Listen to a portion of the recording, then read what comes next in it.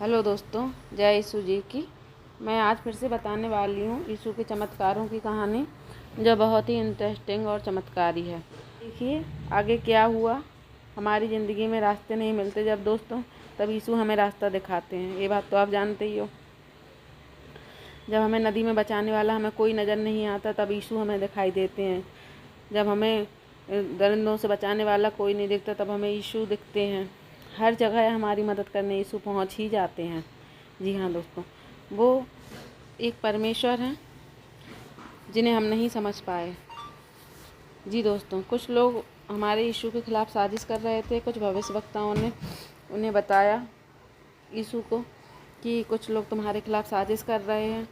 तब यीशु ने कहा कि मैं यहाँ पर मुर्दों को ज़िंदा करने के लिए पृथ्वी पर नहीं आया हूँ। मैं यहाँ चमत्कार दिखाने नहीं आया हूँ। मैं यहाँ कुछ बताने नहीं आया हूँ। मैं लोगों को यहाँ पर जगाने आया हूँ। तब कुछ लोगों ने यीशु को मारना चाहते थे और पकड़ के उन्हें कटघरे में खड़ा करना चाहते थे। राजा के महल में उन्हें कटघरे में खड़ा करना चाहते थे। और वो कौन लोग थे? वो थे यहूदी लोग। जी हाँ दोस्तों, वो थे यहूदी लोग। इन लोगों ने यीशु को पकड़वाने के लिए एक व्यक्ति का इस्तेमाल किया, जो चंद मोहरों की खातिर, सिर्फ कुछ ही मोहरों की खातिर वो बिक गया। जी हाँ दोस्तों, बिक गया और उसने यीशु को पकड़वा दिया और राजा के कटघरे में लाके खड़ा कर दिया। जी हाँ दोस्तों, वहाँ पर बहुत सारे कई देशों के राजा बैठे हुए थे। यीशु पर इल्ज़ाम पे इल्ज़ाम लगाए जा रहे थे। हर प्रकार से उन्हें इल्ज़ाम लगाए जा रहे थे, पर कोई भी राजा यीशु को गुनहगार साबित नहीं कर पाया। लेकिन फिर भी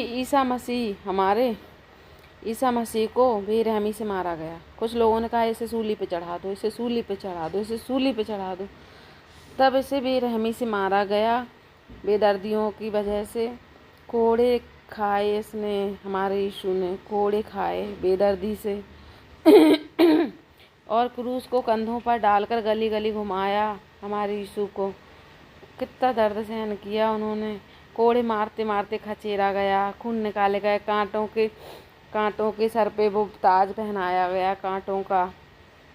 और ये सब क्यों सहा यीशु ने? ये सब कुछ क्यों सहा उसने? हमारी खातिर, जिससे हम पर कोई आँच ना आए और ये सब हमें ना सहना पड़े। इसलिए सिर्फ ऐसी दर्दनाक मौत यीशु को दी गई कि आप सोच भी नहीं सकते दोस्तों, आप सोच भी नहीं सकते। जी हाँ दोस्तों, किसी व्यक्ति को मानव इतिहास में ऐसा कभी भी नहीं मारा गया। ऐसी मौत कभी भी नहीं दी गई जैसी मेरे यीशु को दी गई। जी हाँ दोस्तों, जैसे मेरे यीशु को दी गई ऐसी मौत कभी किसी को नहीं दी गई। और यीशु हमारे लिए मौत को खुशी खुशी सहन कर गया। मौत को उसने खुशी खुशी स्वीकार कर लिया, जिससे हम सलामत रहें, हमारे बाल बच्चे सलामत रहें। दोस्तों, हमारे बाल बच्चे सलामत रहें। उसने आखिरी कतरा भी बहा दिया, अपने मौत का आखिरी कतरा भी बहा दिया हमारे लिए। बेरहमी से उसके शरीर पर कीलें ठोकी गईं दोस्तों, बेरहमी से, जिसे सुनकर रोना आता है। जब हम उस टाइम पे होते तो पता नहीं हमारा क्या हाल होता। उसे बेरहमी से कीलें ठोकी गईं दोस्तों। उसने किया ही क्या था उसने हमारे लिए सब कुछ अच्छा किया, चमत्कार पे चमत्कार किए। फिर यहूदियों ने उन्हें क्यों मारा? क्यों उसे मौत के घाट उतार दिया? क्यों? क्या बिगाड़ा था उसने उन लोगों का? उसे क्यों बेरहमी से कीलों से गोद दिया? पूरे शरीर का कतरा कतरा छीन लिया उससे, जिसे देखकर हमारी रूह काँप जाती है दोस्तों, हमारी रूह काँप जाती है। तब यीशु के मुँह से मरते समय यीशु ने कहा कि हे परमेश्वर पिता, इन लोगों को, जिसने हमारे साथ ऐसा किया, इन लोगों को क्षमा कर देना।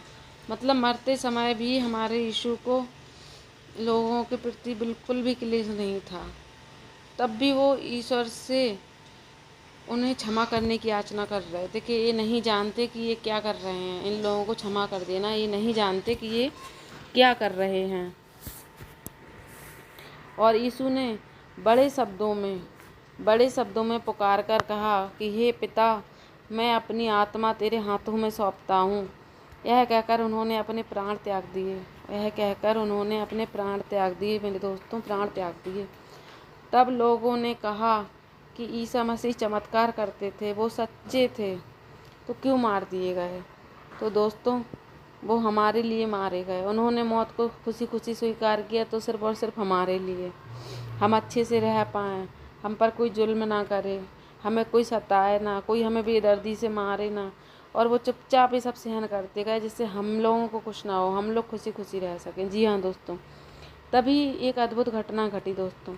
उनके मरने के बाद 3 दिन बाद, जी हाँ दोस्तों, यीशु मसीह के मरने के बाद 3 दिन बाद एक अद्भुत घटना घटी कि कई लोगों ने यीशु को 3 दिन बाद फिर से देखा।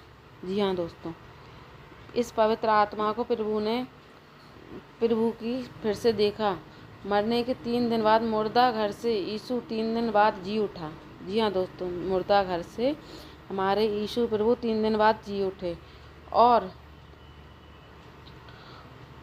कई लोगों ने यीशु को 3 दिन बाद फिर से देखा और ऐसी अद्भुत घटना घटी कि इस पवित्र आत्मा को प्रभु ने बादलों के बीच समेट लिया। और ये चमत्कार कई लोगों ने देखा।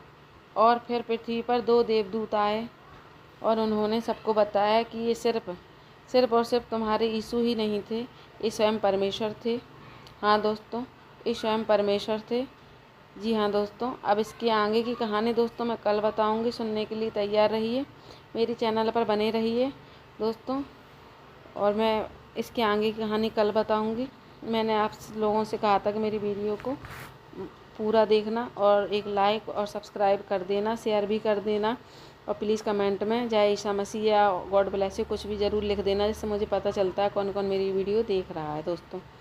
तो दोस्तों कल फिर से मिलते हैं इसी चैनल पर एक इसी की आगे की कहानी से।